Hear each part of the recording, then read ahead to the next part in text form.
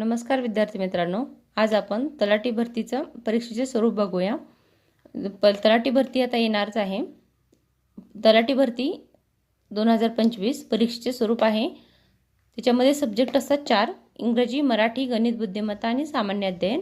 त्याच्यामध्ये मराठीमध्ये 25 क्वेश्चन असतात 50 मार्क्ससाठी, इंग्रजीमध्ये 25 क्वेश्चन असतात 50 मार्क्ससाठी, गणित व बुद्धिमत्तामध्ये 25 क्वेश्चन 50 मार्क्स आणि सामान्य अध्ययन म्हणजे जीके जीएस मध्ये 25 क्वेश्चन 50 मार्क्स। टोटल 100 क्वेश्चन असतात आणि 200 मार्क्स असतात आणि परीक्षेचा टाइम असतो 2 तास।